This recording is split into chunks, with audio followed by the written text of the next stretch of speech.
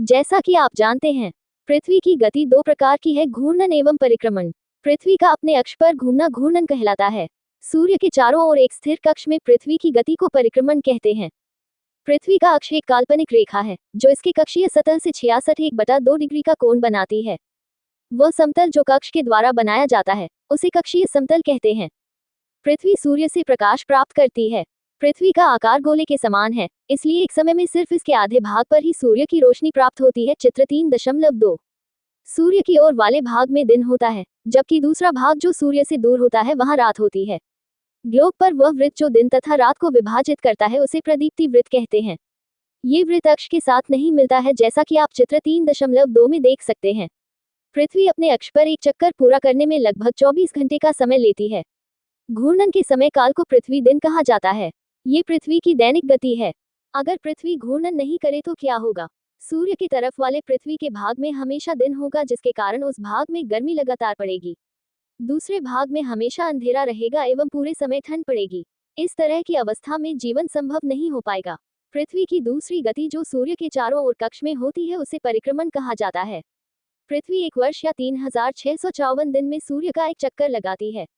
हम लोग एक वर्ष 365 दिन का मानते हैं तथा सुविधा के लिए 6 घंटे को इसमें नहीं जोड़ते हैं। आप देखेंगे कि 21 जून को उत्तरी गोलार्ध सूर्य की तरफ झुका है। सूर्य की किरणें कर्क रेखा पर सीधी पड़ती हैं। इसके परिणामस्वरूप इन क्षेत्रों में ऊष्मा अधिक प्राप्त होती है। ध्रुवों के पास वाले क्षेत्रों में कम ऊष्मा प्राप्त होती है, क्योंकि वहां सूर्य की किरणें तिरछी पड़ती हैं। उत्तर ध्रुव सूर्य की तरफ झुका होता है तथा उत्तरी ध्रुव रेखा के बाद वाले भागों पर लगभग 6 महीने तक लगातार दिन रहता है। चूंकि उत्तरी गोलार्ध के बहुत बड़े भाग में सूर्य की रोशनी प्राप्त होती है, इसलिए विषुवत वृत्त के उत्तरी भाग में गर्मी का मौसम होता है। 21 जून को इन क्षेत्रों में सबसे लंबा दिन तथा सबसे छोटी रात होती है। पृथ्वी की इस अवस्था को उत्तर अयनांत कहते हैं। 22 दिसंबर को दक्षिण ध्रुव के सूर्य की ओर झुके होने के कारण मकर रेखा पर सूर्य की किरणें सीधी पड़ती हैं। चूंकि सूर्य की किरणें मकर रेखा पर लंबवत पड़ती हैं, इसलिए दक्षिणी गोलार्ध के बहुत बड़े भाग में प्रकाश प्राप्त होता है। इसलिए दक्षिणी गोलार्ध में लंबे दिन तथा छोटी रातों वाली ग्रीष्म ऋतु होती है। इसके ठीक विपरीत स्थिति उत्तरी गोलार्ध में होती है। पृथ्वी की इस अवस्था को दक्षिण अयनांत कहा जाता है।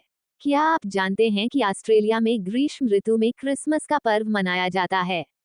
21 मार्च एवं 23 सितंबर को सूर्य की किरणें विषुवत वृत्त पर सीधी पड़ती हैं। इस अवस्था में कोई भी ध्रुव सूर्य की ओर नहीं झुका होता है, इसलिए पूरी पृथ्वी पर रात एवं दिन बराबर होते हैं। इसे विषुव कहा जाता है। 23 सितंबर को उत्तरी गोलार्ध में शरद ऋतु होती है, जबकि दक्षिणी गोलार्ध में वसंत ऋतु होती है। 21 मार्च को स्थिति इसके विपरीत होती है, जब उत्तरी गोलार्ध में वसंत ऋतु तथा दक्षिणी गोलार्ध में शरद ऋतु होती है। इस प्रकार स्पष्ट है कि पृथ्वी के घूर्णन एवं परिक्रमण के कारण दिन एवं रात तथा ऋतुओं में परिवर्तन होता है।